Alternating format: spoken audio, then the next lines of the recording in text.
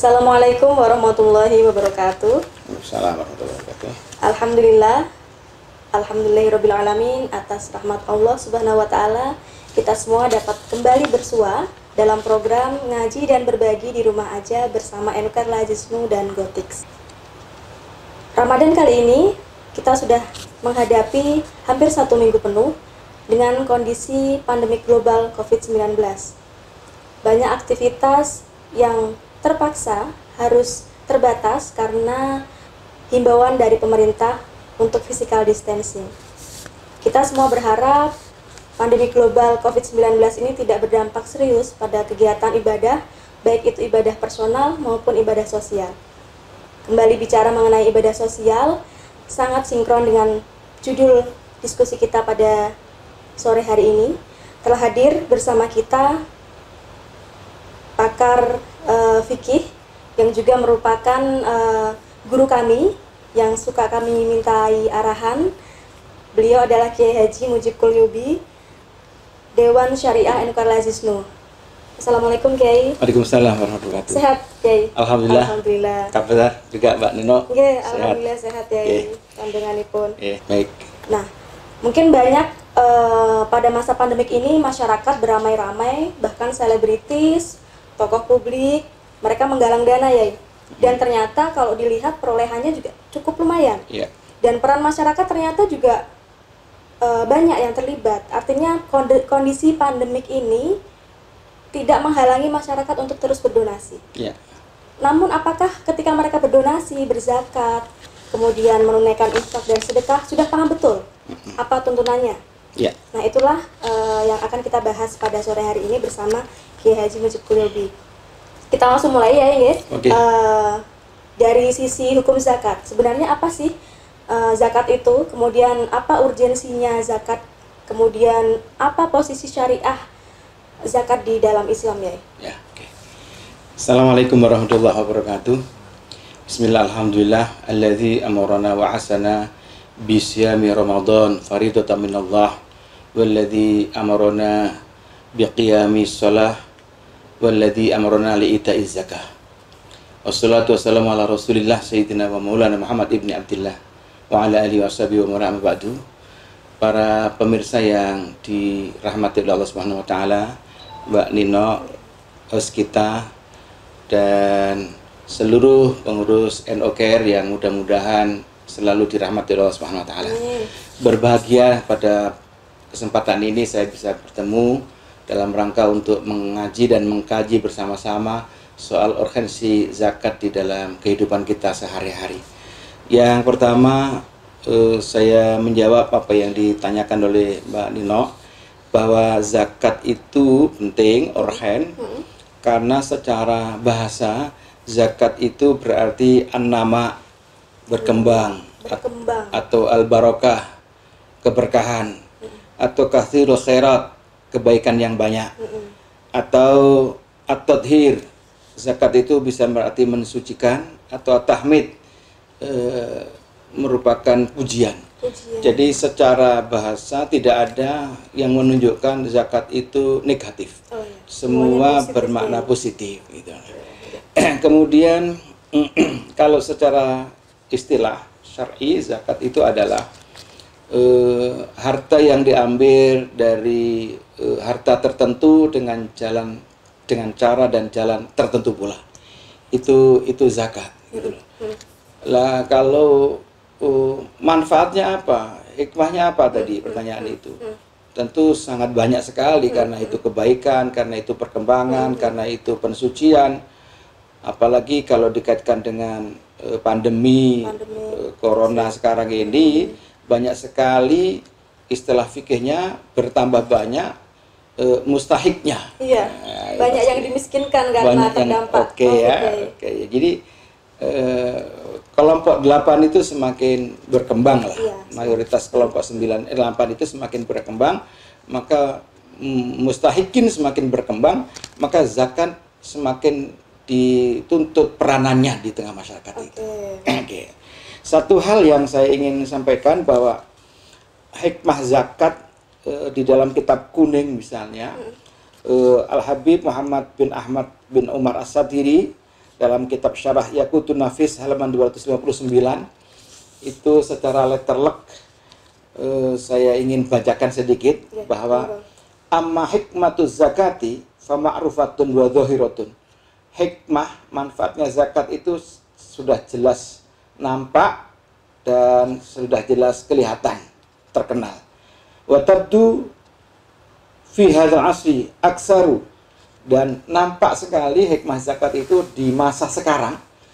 Padahal waktu menulis kitab ini tidak ada pandemi corona ya, apalagi sekarang sudah ada corona. Itu aksar, nampak sekali, lebih jelas. Famin syaniha at-ta'atuf, antara lain adalah saling memberikan kasih sayang. Wa tarahum, dan saling memberikan kasih sayang. Walau ukhritaz zakatu wa wuzi'at ala wajhi as-sahih, kalau zakat itu dikeluarkan sesuai dengan cara yang benar, asyar'i, yang sesuai dengan syar'i, lamma baqi ala wajhil ardi fakirun abadan. Kata beliau Al-Habib Muhammad Ahmad bin Ammar As-Satiri, kalau zakat itu dijalankan sesuai dengan prosedurnya syar'i, maka tidak akan di muka bumi ini tertinggal orang yang fakir sama sekali. Kenapa? Li'anna rabbana ja'ala fi amwalil aghniya ma yakfi al-fuqara. Allah itu menjadikan harta yang dititipkan kepada orang kaya itu cukup untuk menyantuni, untuk membuat empati dan simpati kepada orang-orang fuqara. Ini dalam kitab Yaqutun Nafis. Masya Allah. Masya Allah, ternyata hikmah zakat begitu luas. Ya. Ternyata tidak hanya aktivitas pembagian. Ya. Kita taunya zakat cuma berarti memberi harta kita. Ternyata ada rasa kasih sayang di situ, Kiai. Ya. Menumbuhkan rizki kembali, menghangatkan hubungan kasih sayang antar sesama manusia, begitu ya? Ya. Baik. Tadi saya sempat mendengar Kiai sebutkan beberapa asnaf. Mungkin kita juga sering kali mendengar ada 8 asnaf. Fakir dan miskin. Kemudian zaman kan semakin berkembang ya. Ya. Dulu mungkin kita ada salah satu asnaf yaitu hamba sahaya, Ibnu Sabil. Nah kemudian ketika disesuaikan dengan zaman yang sekarang itu, apakah masih ada asnaf yang seperti itu ya, yang masuk kategori tadi itu hamba sahaya dan lain-lain? Ya, saya bacakan di dalam Al-Quran. A'udzubillahi minasyaitonir rajim. Innamas shadaqatu lil fuqara'i wal masakini wal 'amilina 'alaiha wal mu'allafati qulubuhum wa fir riqab wal gharimina wa fi sabilillah wa bis sabil. Faridatan minallah wallahu 'alimun hakim. Yang ditanyakan oleh Mbak Nina mungkin wa fir riqab ya. Betul. Wa fir riqab itu hamba sahaya. Mungkin secara terlek memang tidak ada hamba sahaya. Tetapi kalau kita lihat spiritnya, sesungguhnya hamba sahaya itu kan melemahkan seseorang dengan sistem. Melemahkan seseorang dengan sistem. Karena sistem maka dia lemah kan, begitu ya. Maka sesungguhnya orang yang seperti itu bentuknya masih ada saja. Termasuk hamba sahaya ternyata. Iya, walaupun tidak sama persis ya. Tetapi kedudukan dia lemah itu bukan hanya fakir dan miskin, tetapi memang sesungguhnya dia berupaya. Cuman oleh sistem tidak diberi kesempatan untuk merdeka. Terzolimi. Terzolimi ya, misalnya terzolimi. Jadi ada itu. Kemudian apalagi Wabni Sabil tadi ya? Iya.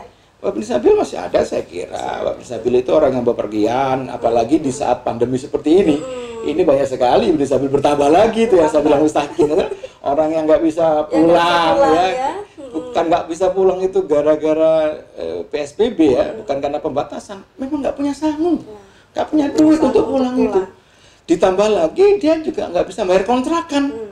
Itu lebih. Dia sudah miskin, ditambah pekerjaannya dicopot. Nah, di PHK. Fakir lagi dia kan. Jadi fakir yang baru. Fakir yang baru dia, ya fakir, ya miskin, ya apa namanya? Ya wafir rikob, ya Ibnu Sabil juga dia itu. Oke, jadi begitu. Kalau fisabilillah ya? Lah kalau fisabilillah itu memang di jalan Allah itu banyak sekali penafsirannya ya. Ada yang ketat gitu, ada yang moderat, ada yang longgar. Nanti fisabilillah itu. Jadi fisabilillah itu ada yang menafsirkan sangat ketat ya. Sampai untuk masjid nggak boleh gitu ya. Apalagi rumah sakit gitu ya. Tapi ada yang moderat. Oh boleh gitu kan gitu loh. Dilihat dari sisi manfaatnya mungkin. Dari sisi manfaatnya. Ada lagi yang super longgar. Apa saya kehati-hatian ya. Kalau memang darurat nggak apa-apa untuk masjid, untuk rumah sakit dan sebagainya. Itu nanti ada pembahasan khusus nanti saya kira. Oke. Harus lebih detail lagi. Lebih detail lagi ya. Nanti kita juga akan bahas siapa-siapa yang membolehkan dan siapa-siapa yang moderat dan ketat. Itu saya kira kalau fisabilillah itu misalnya zakat ini dipakai untuk masjid atau membangun rumah sakit, ya, itu di dalam kitab Mizanul Kubro misalnya, juz 2 halaman 13 karangan Syekh Abdul Wahab Asy-Sya'rani itu, bahwa anna ittafaqal a'immatul arba'atu, 4 mazhab Imam Syafi'i, Hanafi, Hambali dan Maliki, ala anna la yajuzu ikhrajuz zakah li binal masjid. Nggak boleh mutlak itu. Bahwa zakat itu untuk masjid nggak boleh. Atau takfiri mayitin, atau misalnya ngambil zakat itu untuk mengkafani mayit, padahal itu nggak boleh. Ini yang super ketat ya. Super ketat. Gitu. Tetapi ada yang moderat ya, misalnya di dalam kitab Mafatul Ghaib ya, juz 15 halaman 127 karam Imam Fakhruddin Ar-Razi, ini terkenal dengan moderatnya. Beliau menulis wa'lam anna dhahirul lafzi fi qawli wa fi sabilillah, bahwa maknanya fi sabilillah la yujibul qasra ala huzat. Jadi tidak hanya spesial, karena memang innama shadaqah itu ada kata-kata innama itu ada dalam qasri ya, ada meringkas. Itu bukan berarti sabilillah itu hanya diringkas untuk orang-orang yang huzat, yang perang, tidak. Tetapi apa? Fahadzal makna naqala al-Kufal fi tafsirihi. Beliau Fakhrul Razi menukil pendapatnya Imam Kufal dari beberapa ahli fikih, annahum ajadu sarfa sadaqat ila jami'i wujuhil khair. Boleh zakat, sedekah di sini diartikan dengan zakat, boleh dipakai untuk jami'i wujuhil khair. Semua yang mengandung kebaikan nggak apa-apa kok. Minta finil mauta misalnya dipakai untuk beli kafannya orang mati, nggak apa-apa. Wabina il husun misalnya membangun benteng untuk peperangan, nggak apa-apa. Wa imaratil masajid, dan untuk membangun masjid nggak masalah. Kenapa? Di anak kaulahu wa fisabilillah amun fi kullikal fil kulli. Jadi kata-kata firman Allah sabilillah itu adalah umum untuk semua keadaan. Apalagi kalau misalnya, mohon maaf Pak Nino, kalau untuk beli ADP, alat apa itu, alat pelindung diri misalnya, itu kan kemanusiaan. Membangun masjid atau merawat orang sakit yang sekarang banyak sekali melimpah, itu malah sudah kemanusiaan, dipakai oleh banyak orang dan dibutuhkan oleh banyak orang.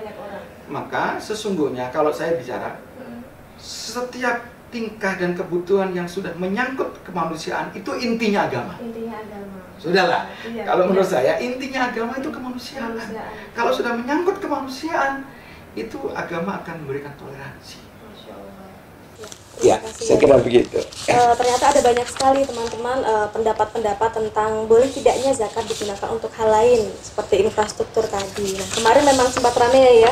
Boleh nggak sih zakat digunakan untuk infrastruktur? Dan ternyata sudah ada tadi beberapa pandangan yang salah satunya juga sudah mungkin diterapkan oleh pemerintah Indonesia dari salah satu pendapat tadi ya. Betul. Muhammad Saltut itu mantan rektor Al-Azhar juga punya pendapat yang moderat tadi itu. Yang penting wujuhil khair, jalan kebaikan itu enggak apa-apa. Gitu. Yang penting prinsipnya untuk kemanusiaan, dipakai manfaatnya diserap oleh orang banyak. Gitu, kalau sudah ngomong kemanusiaan itu pasti kebaikan kan gitu. Baik. Nah, tadi sempat kita sedikit kembali lagi ke asnaf ya. Baik. Tadi selain ada fakir, miskin, kemudian juga ada ghorimin, ada juga amilin ya. Iya. Nah, Enuker Lazisnu, lembaga amil zakat NU ini kan juga amil ya. Iya. Menurut Kiai, apakah Enuker Lazisnu sudah masuk kriteria amil yang syar'i sesuai 8 asnaf tadi ya? Oh sangat. Karena Enuker ini ormas. Dan bahkan secara kelembagaan kita juga di SK-kan oleh Ulul Amri. Betul. Sudah ada SK-nya. Sudah ada SK-nya. Maka ini sangat legal dan sangat syar'i. Sangat syar'i ya. Gitu. Jadi tidak perlu dikhawatirkan lagi begitu ya. Nggak perlu dikhawatirkan lagi, bahkan di tengah pandemi yang mewabah seperti ini, menurut saya kita akan baik kalau mentasarufkan, memberikan zakat ini melalui amilin seperti ini. Karena nanti kita berharap ada pemerataan. Karena kalau sudah kayak NO-Care ini, lembaga besar nasional ini kan bisa melihat di daerah mana yang sangat membutuhkan, betul, di daerah mana yang cukup membutuhkan, gitu loh ya. Atau mana yang sudah dibantu, mana yang sudah dibantu lah. Jadi saya kemudian ada keadilan sosial gitu di situ. Ada kemerataan. Ada pemerataan. Baik. Ya, tapi syaratnya satu, Mbak Nino. Pesan saya untuk semua amilin zakat, termasuk di dalamnya adalah NO-Care, yang paling pokok adalah transparansi. Sekarang dunia itu memang tidak bisa ditutup-tutupi ya, karena teknologi sudah begitu tinggi, sudah begitu gampang, maka transparansi harus ada. Jadi mas'uliyah, pertanggungjawaban kita kepada umat dan tentu kepada Allah Subhanahu wa taala, ini harus kita tonjolkan. Maka menurut saya lebih bagus amilin tetapi ada keterbukaan daripada langsung tetapi tertutup. Tidak ada laporan. Tidak ada laporan. Susah dievaluasi. Susah dievaluasi. Baik. Alhamdulillah juga NO-Care Lazisnu sudah diaudit oleh lembaga keuangan. Ya.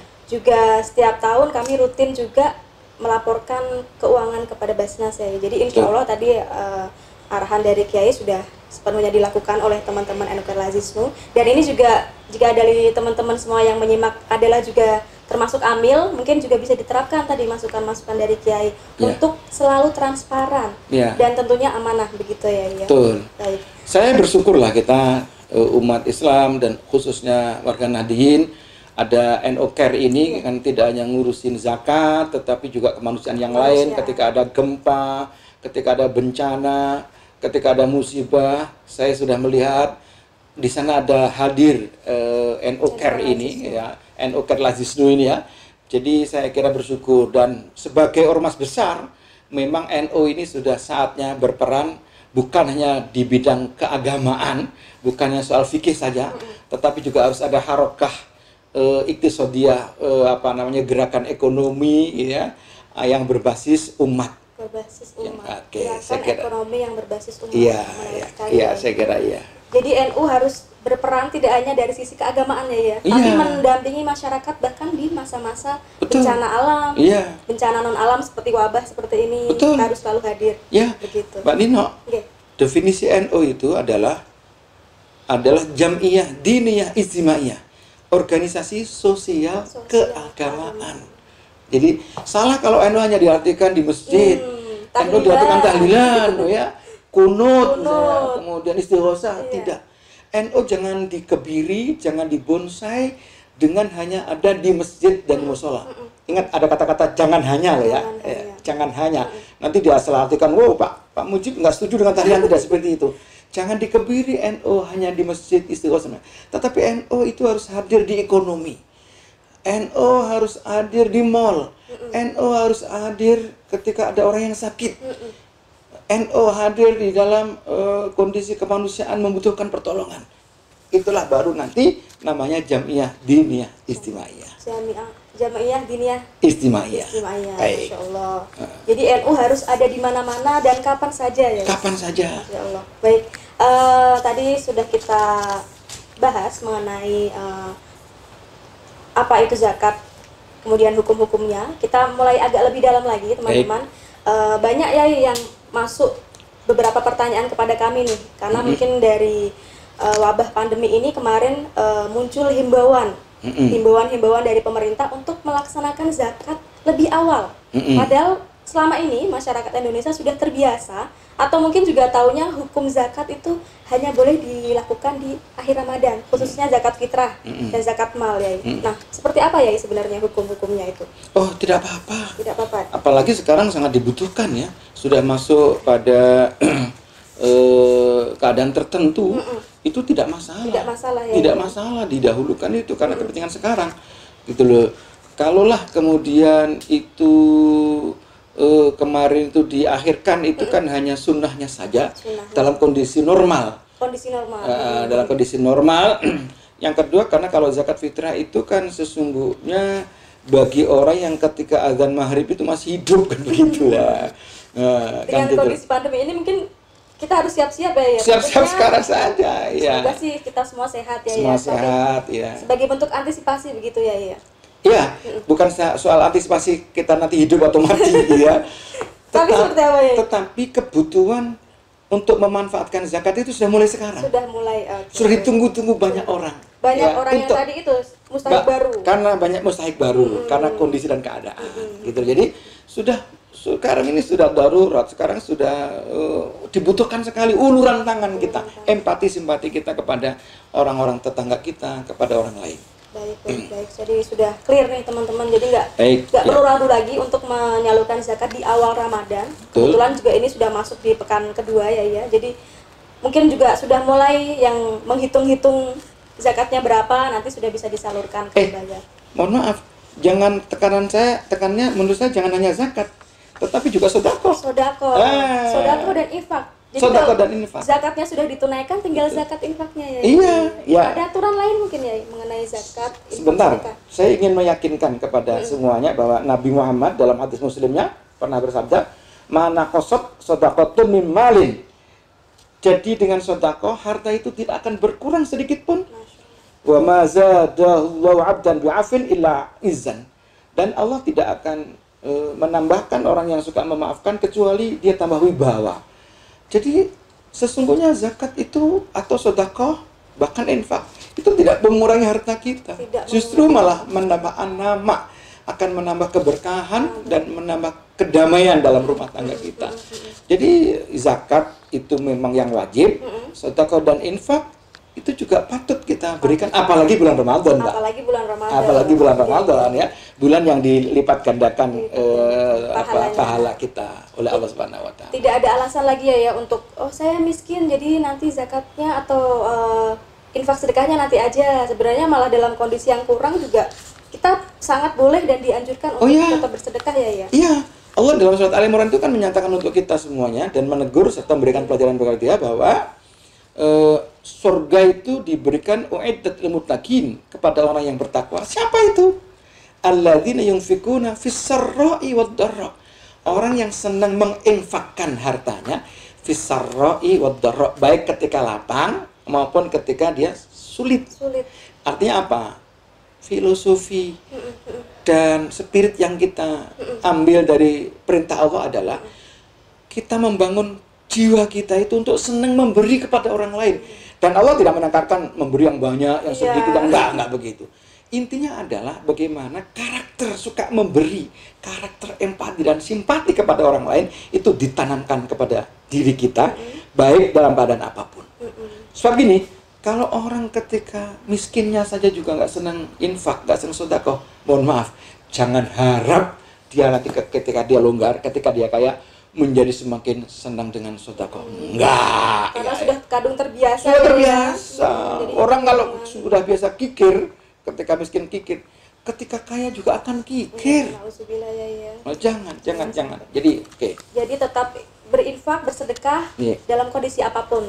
Meskipun kita juga terdampak pandemiknya ya. Selama kita bisa membantu tetangga mungkin dengan sepiring nasi, kita tetap berikan begitu ya. Nah gini, kalau zakat tadi kan harta tertentu diambil dari dengan cara-cara tertentu.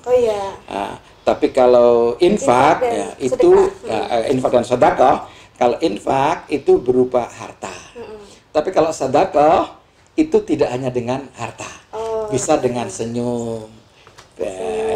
Bisa dengan membantu dengan tenaga, itu sedekah. Menjenguk saudara yang sakit, menjenguk orang sakit, membaca tasbih, itu sama dengan pahalanya sedekah. Sedekah lebih umum daripada infak. Nah, kedua-duanya hukumnya adalah sunnah semuanya, sunnah yang sangat ditekankan. Tapi kalau zakat itu sudah wajib. Nah, tetapi kalau di dalam bulan Ramadan ini semuanya dianjurkan. Mau zakat, mau infak, mau sedekah itu dianjurkan oleh Allah Subhanahu wa taala. Baik, tadi malah secara tidak langsung kita langsung dijelaskan nih bedanya zakat, infak dan sedekah. Nah, masih mengenai tata cara menunaikan zakat nih.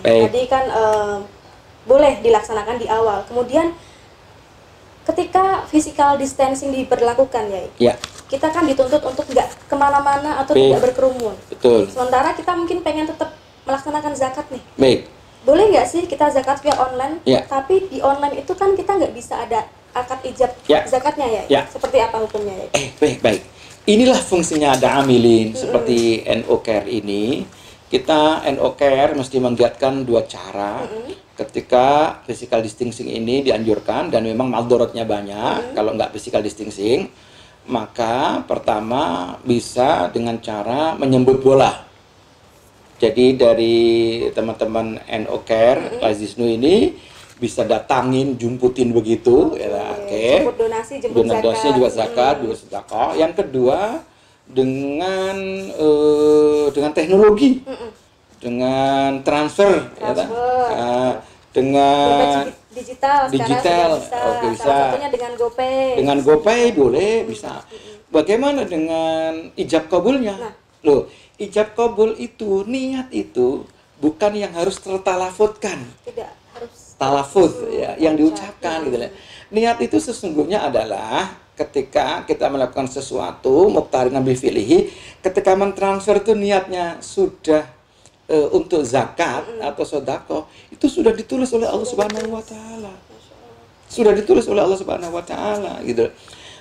Jadi apalagi biasanya kalau di GoPay dan sebagainya, itu kan otomatis meskipun tidak wajib, itu ada tidak bahwa transfer Anda sudah. Di dalam struknya itu ada konfirmasi. Apalagi sudah struknya, seperti iya. Itu sudah cukup.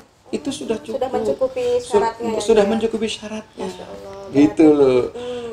Mbak Nino, sekarang ini zaman semakin maju semakin ya. maju Jadi tidak boleh ketinggalan. Perkembangan fikih ini mohon maaf yang sensitif saja sekarang itu. Mohon maaf, akad nikah loh. Itu boleh online loh. Saya terima Akad nikah. nikahnya. Saya terima nikahnya itu boleh gitu loh. Yang nggak boleh itu yang kedua ketiga kalinya itu. Mohon maaf. Maksud saya nggak boleh sama istri. Sama istri yang pertama. Iya. Ini kesempatan buat para jomblo nih, Kak, by phone dulu. Oh, iya, Asal ada iya. saksi dan lain-lain ya. Oh iya. Kalau saya menganjurkan yang jomblo ini juga meskipun online tetap didaftarkan ke KUA. Wajib ya, agar legal ya. Iya. Legal, karena kita di negara yang mewajibkan hukum itu. positif, ya. Oke, saya kira itu. Jadi sekali lagi kita manfaatkan teknologi ini untuk kemajuan dan untuk agama. Apalagi kalau kita misalnya ngumpul di suatu tempat, mohon maaf misalnya di masjid atau di musola atau di masjid taklim, lah ngumpul-ngumpulnya itu kan potensi madharatnya lebih banyak. Lebih banyak. Saya kira kita ikutilah himbauan ulil amri ini, physical distancing ini, sehingga kemudian kita tidak tertular, ibadah tetap jalan, dan bahkan kita bisa meminimalisir, mengefektifkan waktu kita untuk ibadah-ibadah yang lain. Pokoknya agama itu subhanallah, agama itu samahah, agama itu mudah tidak memberatkan, tidak menyulitkan. Karena agama itu sudah mudah, maka jangan dimudah-mudahkan. Yang tidak boleh itu dalam agama adalah memudah-mudahkan. Agama sudah mudah kok gitu. Oke. Jadi baiknya, karena sebenarnya tidak ada yang berubah ya. Kita tetap bisa terawih kok berjamaah, tapi di dalam rumah, ya kan. Jadi keinginan kita untuk terawih juga tetap tidak ada yang melarang begitu ya. Juga jangan pakai logika yang sesat begini. Katanya begini, takut itu kepada Allah, bukan dengan virus. Ini banyak kemarin yang seperti itu ya. Itu gimana ya? Iya, tidak boleh seperti itu. Kita tidak takut dengan virus. Kita hati-hati itu keniscayaan. Karena potensi penularannya tinggi gitu loh. Karena kita peduli dengan diri sendiri dan orang lain. Iya. Itu namanya ikhtiar seperti itu. Rasulullah saja untanya ketika Isra Mi'raj juga ditali kok. Itu kan menunjukkan bahwa ikhtiar itu sebuah kewajiban dan bahkan maksimal ikhtiar itu. Tawakal itu terakhir loh, Mbak. Tawakal terakhir urutannya. Ikhtiar terakhir dulu, ikhtiar lagi, ikhtiar maksimal, baru kemudian tawakal. Teman-teman yang jomblo nggak boleh, udahlah. Pokoknya kalau waktunya ada jodoh saya akan nikah, kalau enggak. Nggak bisa tawakal seperti itu. Harus tetap ikhtiar. Ikhtiar nyari jodoh itu. Berarti saya salah selama ini ya. Saya pasrah ya? Maksudnya belum? Belum ya? Oh, nggak bisa, harus ada. Berarti kita ikhtiar terus ya? Ikhtiar kan macam-macam, bisa menghubungi temannya, bisa berdoa kepada Allah, bisa lah. Ya. Bagi yang jomblo ya, diingat terus ya, terus ikhtiar, jangan tawakal, jangan pasrah. Apalagi yang perempuan, aduh, harus tetap semangat. Jadi topik kita dari zakat menuju jomblo, menuju pernikahan. Dari seringnya berzakat tidak lagi menjomblo. Betul. Nggak gini. Jadi kalau zakat itu kan intinya selain membersihkan diri, kita empati kepada orang lain. Kita memikirkan banyak orang. Mbak, kalau orang itu masih sendirian, itu berarti perlu memikirkan banyak orang lain. Semakin banyak memikirkan orang lain, semakin banyak sedekah dan infak, kita semakin banyak dipikirkan orang lain, termasuk kejombloan tadi. Oh gitu. Iya. Berarti harus rajin-rajin bersedekah, berzakat. Betul. Dan juga banyak yang mikirkan kita ya. Jangan cuma dipikirkan tapi. Iya. Jangan dipikirkan, tapi harus memikirkan. Bukan hanya memikirkan, tapi dipikirkan. Oke. Nah ini terakhir ya. Baik. Sebagai salah satu ulama di PBNU, Kiai, mungkin ada himbauan nih kepada masyarakat kita, khususnya umat muslim dan juga teman-teman yang lain dalam menghadapi pandemi global COVID-19 ini. Juga mungkin ada anjuran untuk saling peduli antar sesama. Seperti apa ya, monggo? Oke, baik. Saya kira ikhtiar kita harus lahir dan batin. Ikhtiar lahir, kita mengikuti anjuran pemerintah, kita mengadakan physical distancing, kemudian kita sering cuci tangan, kemudian kita pakai masker, kemudian kita tidak pergi-pergi kecuali tidak penting, kita di rumah saja, itu lahiriah dan sebagainya. Saya kira batiniah kita mengikuti apa-apa yang sudah disampaikan oleh para masyayikh kita, misalnya dengan berdoa sholawat tibil qulub, dengan berdoa li khamsatun utfi biha harwabil hatimah, al-mustafa wal murtada wa ibnahuma wal fatimah itu, dan apalagi di tengah-tengah pandemi barengan dengan Ramadan, saya kira ini pelajaran yang paling besar, angel masuk kita, bahwa kita mengakui banyak kesalahan manusia ini dan kita semuanya, maka marilah kita masuk dalam Ramadan itu untuk mendekatkan diri sedekat-dekatnya kepada Allah Subhanahu wa Ta'ala. Jadi jangan sampai selama Ramadan ini ibadah sekecil apapun sunnahnya itu kita lupakan. Mungkin yang sebelum Ramadan kita tidak rajin qobliyah ba'diyah, maka setelah Ramadan ini yuk kita bangkitkan ketekunan kerajinan kita untuk itu. Mohon maaf, mungkin yang sebelum Ramadan kita tidak pernah tahajud, maka selama Ramadan yuk kita tarawih dan tahajud. Tidak kalah pentingnya Mbak Nino, sholat tasbih saya anjurkan jangan sampai ditinggalkan selama Ramadan sehari semalam sekali. Jadi kalau sholat tasbih malam kita lakukan 4 rakaat, 2 rakaat. Kalau siang, sempatnya siang kita lakukan 4 rakaat langsung dengan cara 1 salam. Jadi sedekah juga begitu, baca Quran, jangan sampai 1 bulan penuh Ramadan ini tidak 1 kali khatam sekalipun. Apalagi kalau NO-Care, kalau pengurus NO-Care ya, amilin alaiha ya, itu saya kira juga ibadah vertikal kepada Allah, ibadah sosial sesama manusia juga harus rajin-rajin. Kita jadikan momentum Ramadan ini untuk berhubungan dengan Allah, untuk vertikal kepada Allah, amanu. Juga kita pakai momentum Ramadan ini untuk amilus sholihat, untuk empati, toleransi, dan simpati kepada sesama manusia. Dan terakhir Mbak Nino, hampir semua ibadah dalam Islam itu selalu memperhatikan hubungan dengan Allah dan hubungan dengan manusia. Sholat misalnya, Allahu Akbar permulaannya, tetapi langsung Assalamualaikum menengok ke kanan dan ke kiri. Itu menunjukkan bagaimana tetangga kanan kiri. Puasa misalnya, puasa itu dalam hadis wa ana azibihi, itu rahasianya Allah yang tahu, karena memang tidak tahu kita bagaimana kita batal atau enggak, itu enggak ada yang tahu, hanya Allah yang tahu. Begitu sangat rahasianya, begitu tinggi hubungannya dengan Allah, tetapi ternyata puasa kita juga tidak diterima kecuali dengan zakat. Artinya hubungan sosial kemanusiaan itu selalu menjadi perisai hubungan kita dengan Allah. Haji juga begitu Mbak Nino.